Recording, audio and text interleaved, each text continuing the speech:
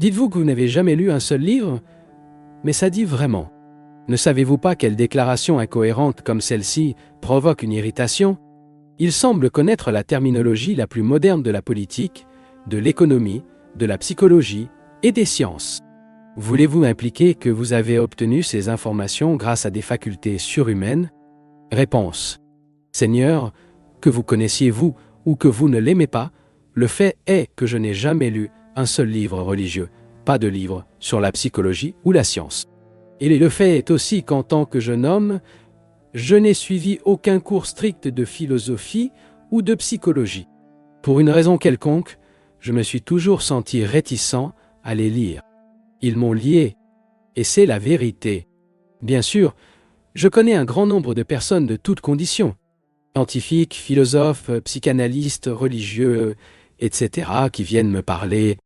Une fois pour le temps, j'ai lu quelques séminaires sur la politique et les affaires mondiales. C'est tout ce que j'ai de la culture générale. Pourquoi? Pourquoi est-il ennuyé par cela? Ce n'est pas parce que tu lis. Est-ce que tant d'ignorance, montrée par un homme qui n'a rien lu? Seigneur, tu as lu pour devenir sage? La sagesse est-elle la sagesse? La sagesse n'est-elle pas entièrement différente de la sagesse? Mais ici, nous avons deux problèmes. L'un est de savoir pourquoi je ressens une irritation, et l'autre de la façon dont j'obtiens l'histoire de mes conférences. Alors, demandons d'abord, pourquoi vous ressentez une irritation? N'est-il pas important de découvrir pourquoi vous ressentez une irritation? Vous lisez les journaux, les magazines, les livres sacrés, tous les commentaires sur la philosophie, la psychologie et la science, et continuez à lire. Toujours en lisant. Pourquoi lire? Pourquoi gardez-vous votre esprit si constamment occupé? Et pourquoi le récent alors que quelqu'un qui ne lise rien attire l'attention sur quelque chose? Est-ce parce que vous vous sentez frustré et que vous avez une antipathie et un ennui? Pour quiconque montre une attitude différente envers la vie, quel est le processus de votre ressentiment? Certes, il est important de vérifier si la sagesse, la compréhension est donnée par livre. Et pourquoi lire?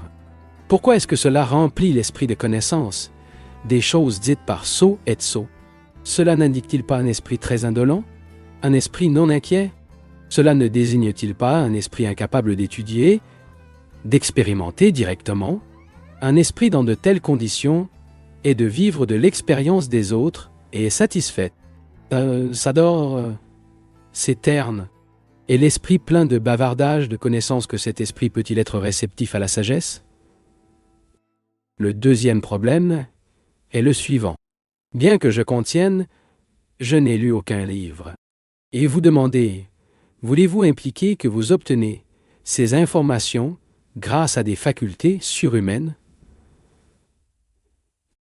Maintenant, lorsqu'une personne ne lit rien, il a besoin de savoir comment étudier, doit voir et comprendre plus clairement, observer avec plus de sensibilité et de pénétration, n'est-ce pas? Il doit être plus subtilement attentif à tout ce qui l'entoure. Non seulement pour les gens qu'il trouve, les gens qui viennent lui rendre visite, mais aussi pour ceux qui voyagent dans le même tram, dans le même taxi, ceux qui passent dans la rue. Vous devez tout observer plus clairement, plus pénétrant. Mais si votre esprit est encombré de connaissances, c'est impossible.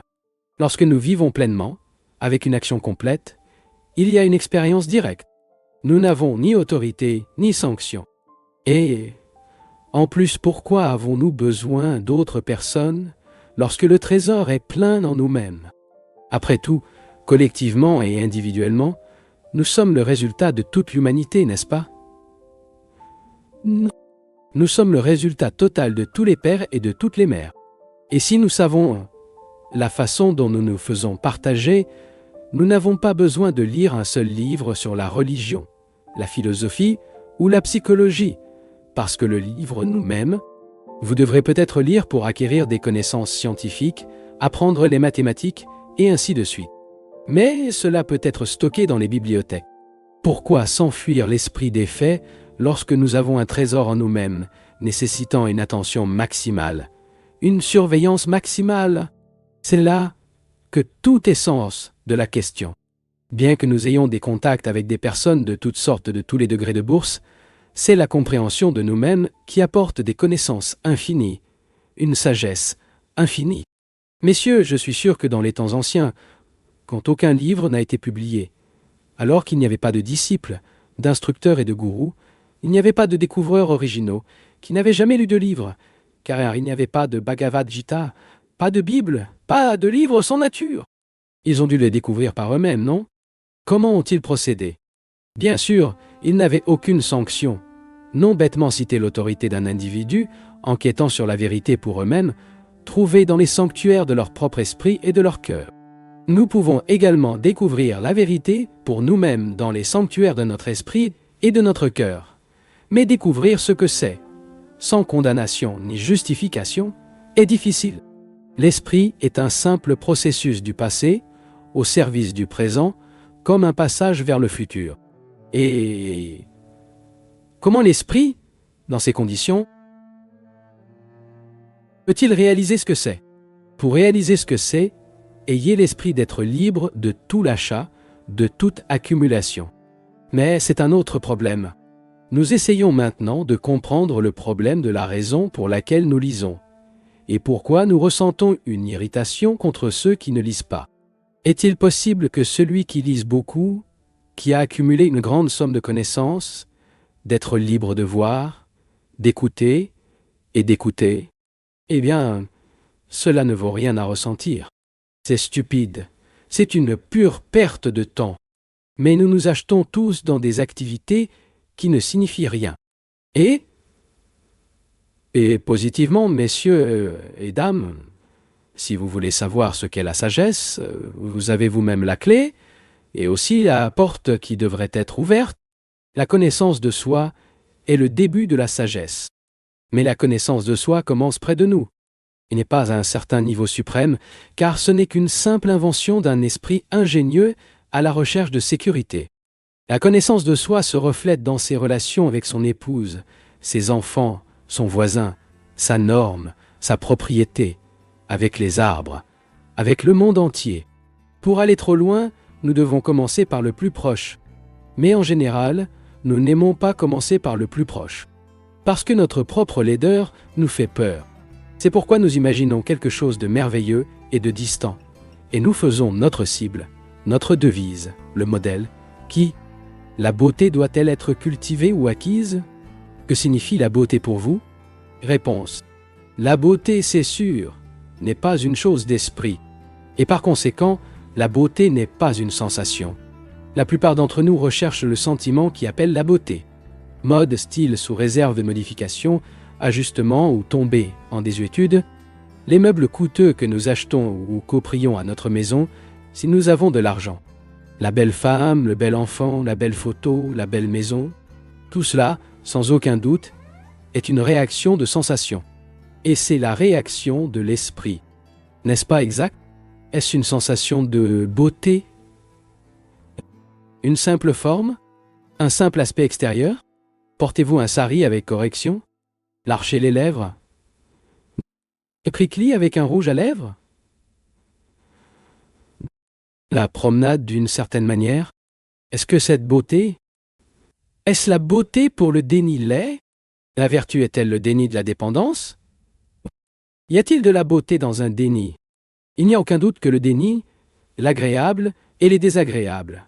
Quand il y a une sensation, restez à écouter sans contradiction, sans excitation de l'opposition.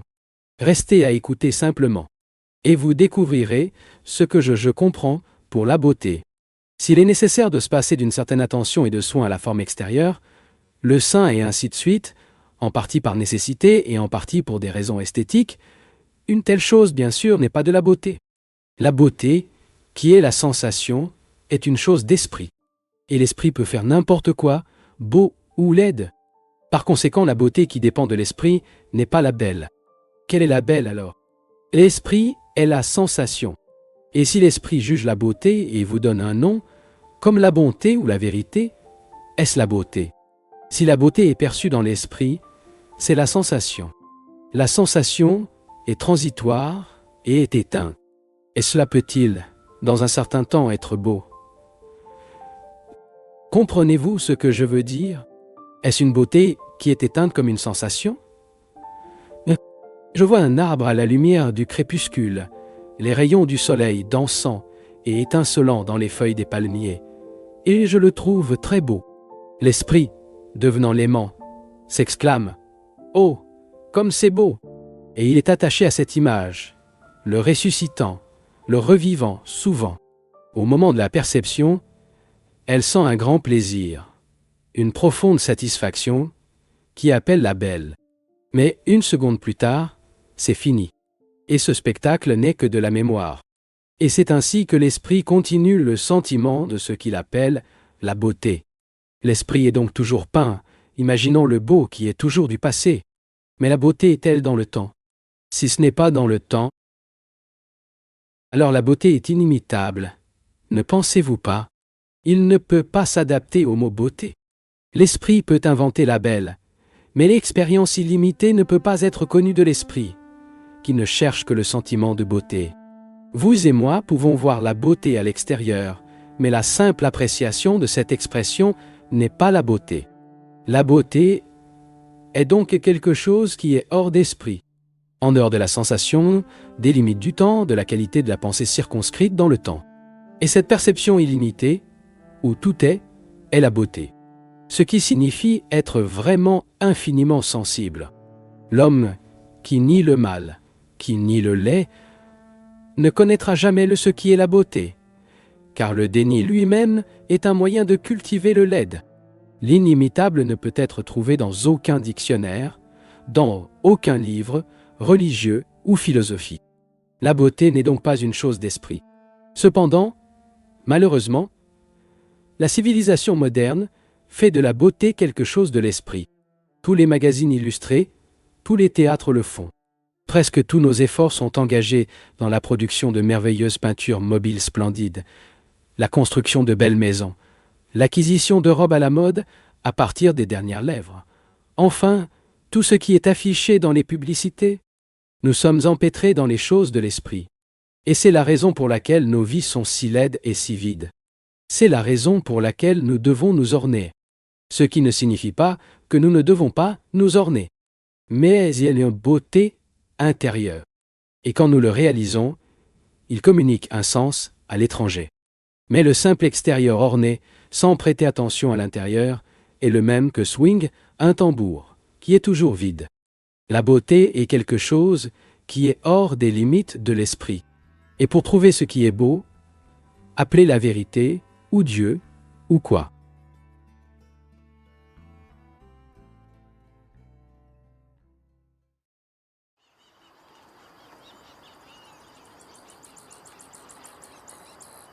Il est évident que tous les problèmes ne nécessitent pas une solution, une conclusion, mais la compréhension du problème lui-même. Parce que la réponse, la solution du problème est contenue dans le problème.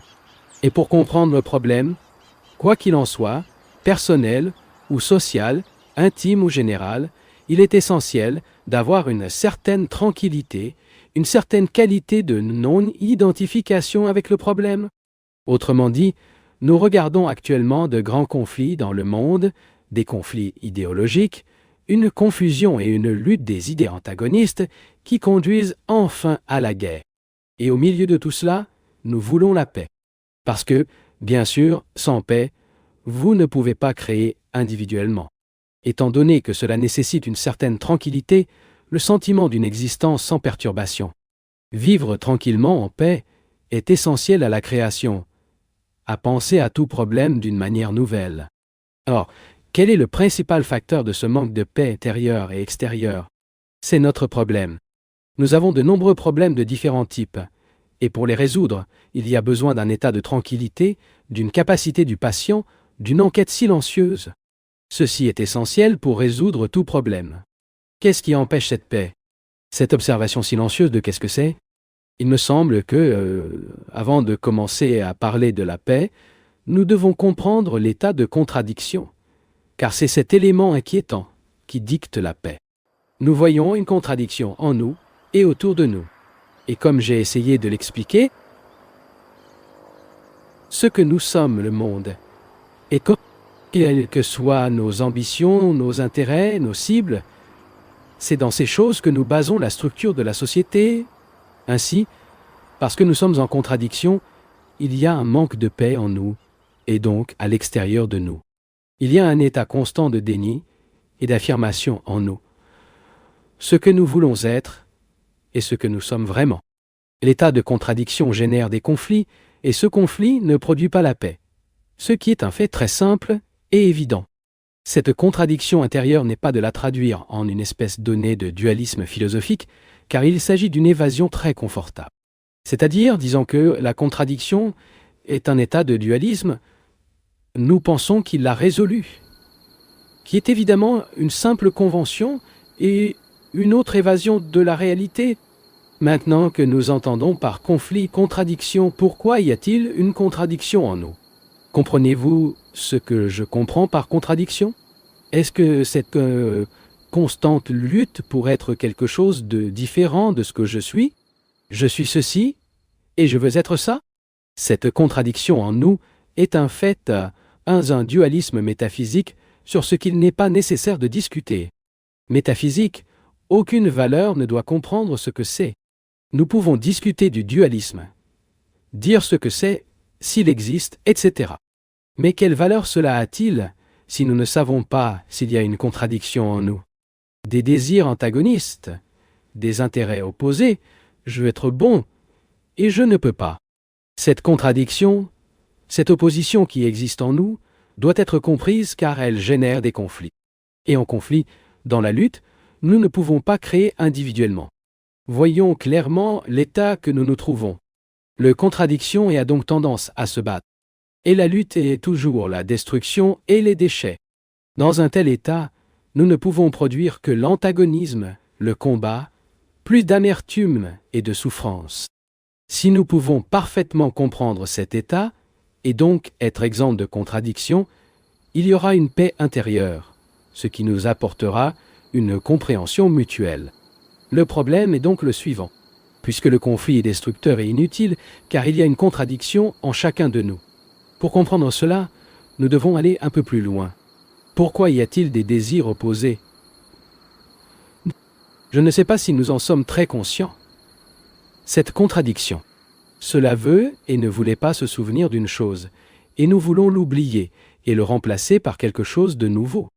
Notez bien, c'est un fait très simple et très normal. Il n'y a rien d'extraordinaire. La vérité est qu'il y a une contradiction. Mais comment cette contradiction est-elle née? Cela n'a pas d'importance pour nous, parce que si ce n'était pas pour la contradiction, il n'y aurait pas de conflit, il n'y aurait pas de lutte. Et ce que c'est, ce serait compris sans ajouter un élément opposé générant un conflit. La question que nous devons examiner, par conséquent, est la raison pour laquelle il y a cette contradiction et par conséquent cette lutte inutile et destructrice. Que signifie la contradiction? Cela n'implique-t-il pas un état impermanent qui s'oppose à un autre état impermanent? Autrement dit, je pense que j'ai un désir permanent. Je m'admets l'existence d'un désir, et bientôt un autre désir qui le contredit. Et cette contradiction génère des conflits. Ils sont des déchets. Il y a un déni constant d'un désir d'un autre désir, un intérêt qui chevauche un autre intérêt. Mais y a-t-il en fait un désir permanent? Sans aucun doute, chaque désir est impermanent. Pas métaphysiquement, mais en fait, ne lui donnez pas une signification métaphysique en pensant que vous comprendrez de cette façon. En fait, chaque désir est impermanent. Je souhaite un emploi. Autrement dit, je pense qu'un travail particulier me donnera du bonheur et quand je l'obtiendrai, je me vois insatisfait. Je veux devenir gestionnaire, alors propriétaire, etc. Non seulement dans ce monde, mais aussi dans le monde spirituel. L'enseignant veut être directeur. Le ministre veut être évêque et le disciple, maître. Ainsi, cette constante devient, cette passe successive d'un état à l'autre produit une contradiction. N'est-ce pas vrai? N'est-ce pas vrai? Dans ces conditions, pourquoi ne pas faire face à la vie, non pas comme un désir permanent, mais comme une série de désirs fugitifs en constante opposition les uns avec les autres? L'esprit n'a pas besoin de rester dans un état de contradiction. Si je considère la vie non comme un désir permanent, mais comme une série de désirs temporaires en mutation constante, il n'y a pas de contradiction. Je ne sais pas si je m'explique clairement, car il est très important de comprendre que là où il y a une contradiction, il y a toujours un conflit, et que le conflit est improductible et inutile. Qu'il s'agisse d'un différend entre deux personnes, ou d'une lutte intérieure. Comme la guerre, c'est totalement destructeur. La contradiction ne survient que lorsque nous avons un point de désir fixe. Lorsque l'esprit, ne considérant pas tout désir comme une chose émouvante et transitoire, tient le désir de lui donner une permanence. Ce n'est qu'alors que lorsque d'autres désirs surviennent, la contradiction est présentée. Mais tous les désirs se déplacent constamment. Il n'y a pas de fixation du désir. Il n'y a pas de point de désir fixe. L'esprit établit un point fixe,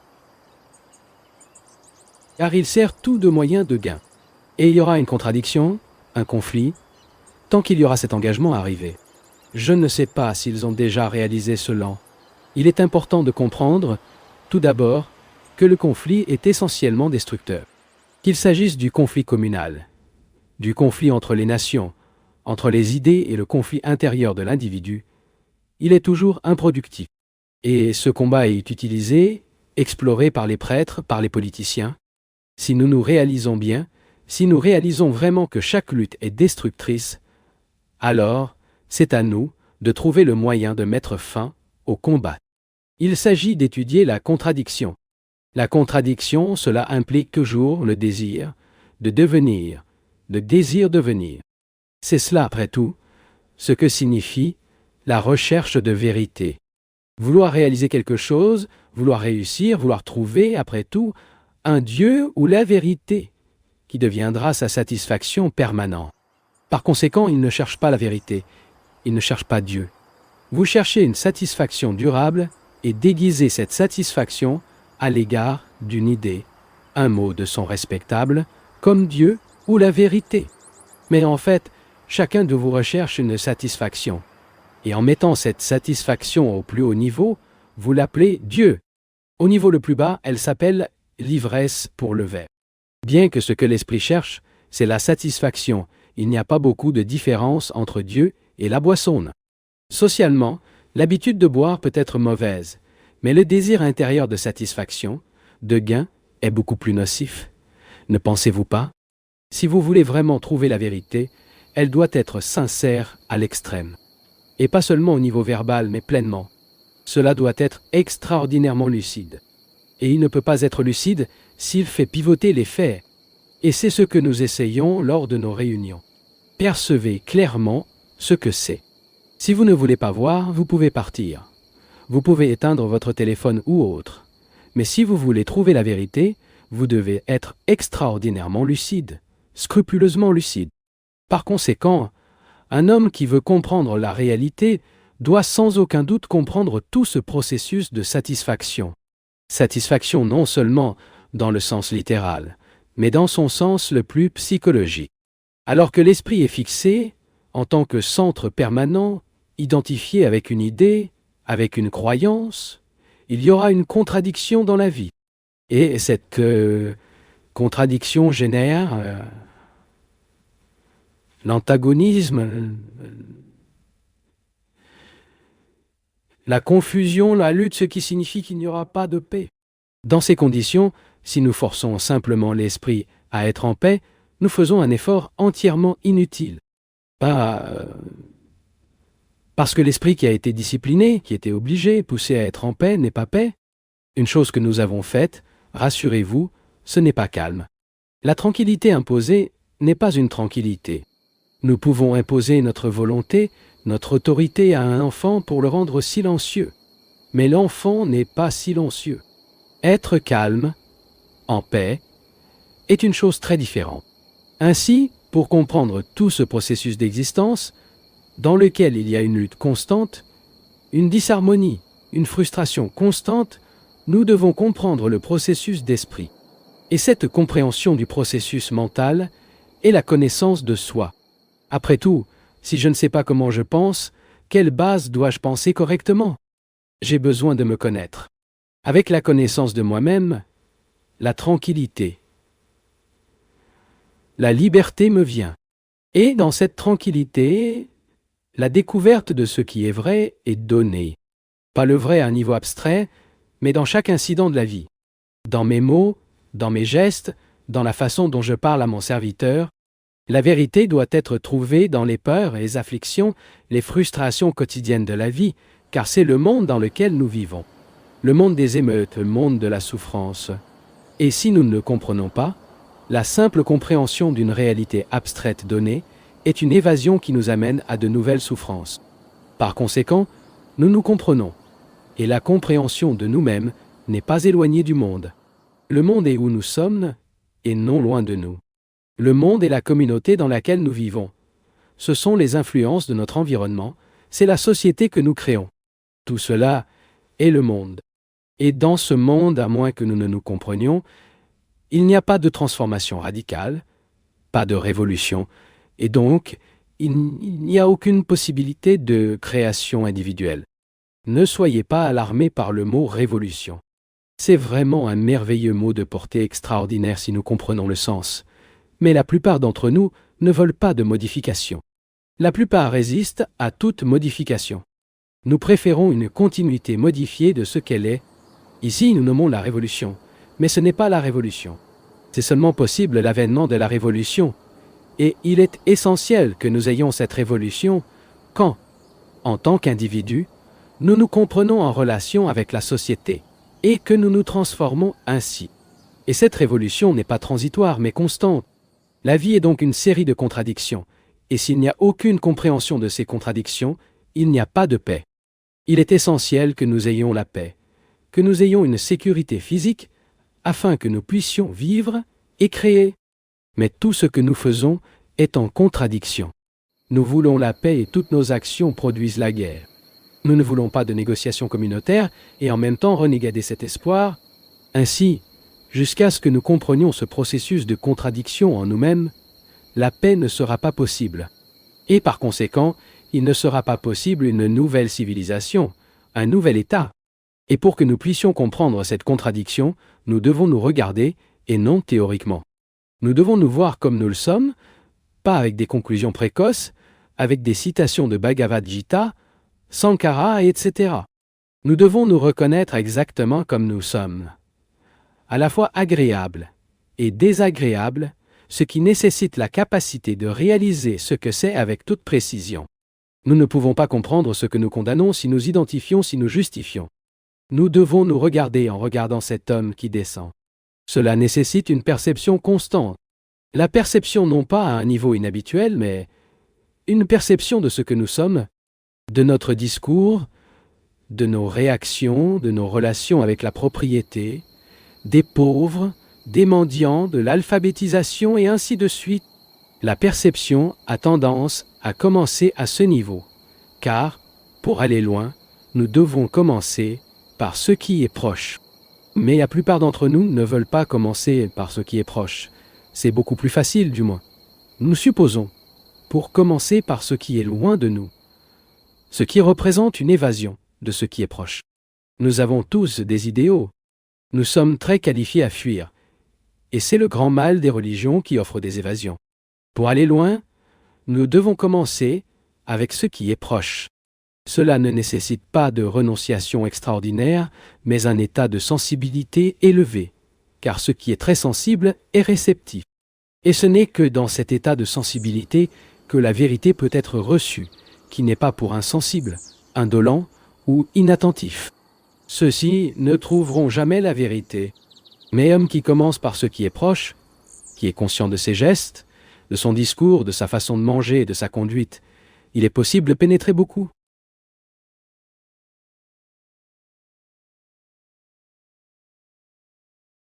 Mon ami, aller jusqu'au bout n'est pas rien. Cela montre que tu t'es soucié suffisamment pour aller au-delà de la surface. Si cela t'a touché d'une quelconque manière, abonne-toi, commente ta ville et ton pays, et partage avec quelqu'un qui pourrait bénéficier de ces idées. Merci, une grande accolade, et à très bientôt.